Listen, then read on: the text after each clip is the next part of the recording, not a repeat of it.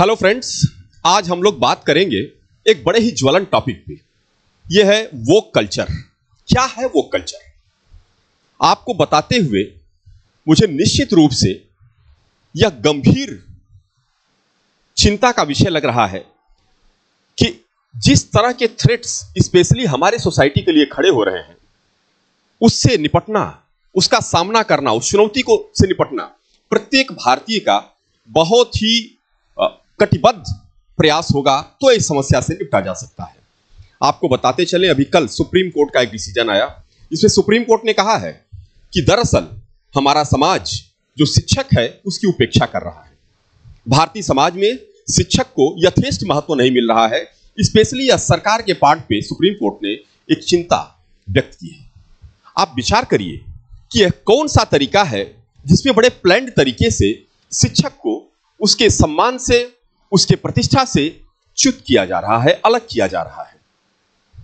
किया गया कैसे? एक नैरेटिव बनाया गया, ऐसा नैरेटिव जिसमें यह बताया गया कि शिक्षक अपना काम ठीक से नहीं करता। आप विचार करिए, अगर एक शिक्षक की गरिमा समाज में गिरेगी, उसकी प्रतिष्ठा गिरेगी, तो जिस राष्ट्र निर्माण की कल्पना हम करते हैं उसे कौन करेगा? वह शिक्षक ही जिसे काम करना है। अगर उसका सम्मान, उसकी प्रतिष्ठा कायम नहीं है तो निश्चित रूप से कहीं न कहीं उपेक्षित शिक्षक, हताश शिक्षक, निराश शिक्षक वह कार्य नहीं कर पाएगा।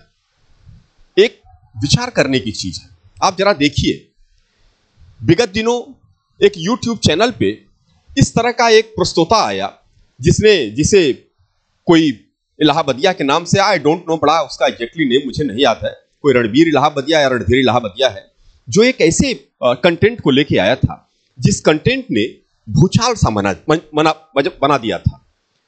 आप याद करिए उस कंटेंट को, जिसमें वो ऐसा सवाल करता है जो सवाल बिल्कुल असहज कर देने वाला है। क्या ऐसे सवाल की इजाजत हमारे सभ्य समाज में दी जा सकती है? और जो उसका को पैनलिस्ट है, उस प्रस्तोता का को पैनलिस्ट, वह फीमेल पार्टनर है उसकी, जो को पैनलिस्ट है, और वो उस पर मुस्कुरा रहे हैं, हंस रहे हैं। इतना भद्दा सवाल, इवन कि आई कांट शेयर, मैं आपसे नहीं, आप लोग तमाम लोग इस बात को जानते होंगे। तो यह कैसा नैरेटिव बन रहा है? आप ध्यान से इसे समझने की जरूरत है। अगर पूरे दुनिया के समाजों को आप देख लें, पूरे दुनिया के धर्म को आप देख लें, तो हर जगह समाज को कहीं ना कहीं थ्रेट पहुंचा दिया गया है। जो परिवार नाम की संस्था है वो टूट चुकी है, उसे तोड़ा जा चुका है। और अब पूरे दुनिया में एक बड़ी आबादी लेके, दुनिया की सबसे बड़ी आबादी लेके जो भारतीय समाज है वह आज भी अपने मूल्यों पर कायम है।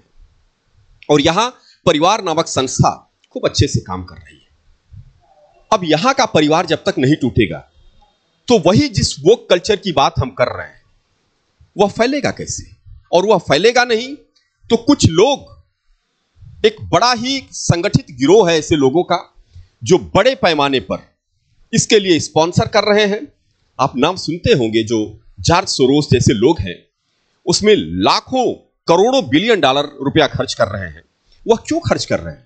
वह इसीलिए खर्च कर रहे हैं ताकि जो समाज है वह टूट जाए, जो परिवार नामक संस्था है वो टूट जाए, और फिर वह जो बेचना चाहते हैं, वो जो समाज को देना चाहते हैं, समाज में जिस चीज का प्रचार प्रसार करना चाहते हैं वह हो सके। आप याद करिए, यह वही लोग हैं जो समाज में छोटे बच्चे तक के अंदर यह भाव पैदा हो रहा है कि उसे राइट है उन मना करने का, वह राइट है कहने का, अपनी मर्जी का सब करने का। अगर एक बच्चे के पास यह अधिकार है कि जैसा वह सोचता है वैसा वह करेगा, यह उसका अधिकार है, तो फिर आगे यह सामंजस्य कैसे बनेगा? एक परिवार में एक बच्चा और उसके माता पिता, कैसे अनुशासन बनेगा? बच्चा अपने राइट्स की डिमांड करेगा, और राइट्स की डिमांड करने में अगर वो ये कहता है कि पिता हमें प्रताड़ित कर रहे हैं, मां हमें प्रताड़ित कर रहे हैं, और इस बात की शिकायत लेके अगर वो थाने पहुंचता है तो बड़ी असहज स्थिति है। कौन सही है? बच्चा अपने डिमांड की राइट करता है, लीगली वो सही है, थानेदार उस पर एक्शन लेगा, लीगली वो सही है, और मां बाप किस प्लेटफॉर्म पे खड़े हो जाएंगे? तो यह एक चुनौती है और बड़े ही सजग तरीके से इसका सामना करने की जरूरत है। चारों तरफ से चुनौती खड़ी हो रही है। तो मैं फिर यह कहना चाहूंगा कि यह जो कल्चर है समाज में, स्पेशली हमारे समाज को तोड़ने के लिए, ये वो कल्चर जो मुझे यह सब कुछ करने का अधिकार है, मुझे ना कहने का अधिकार है, मुझे हर चीज का विरोध करने का अधिकार है, मैं जैसा सोचूं वह सब करने का अधिकार मुझे है, जिसे वोक कल्चर हम कहेंगे, वह निश्चित रूप से भारत के समाज के लिए एक बहुत बड़ा थ्रेट है।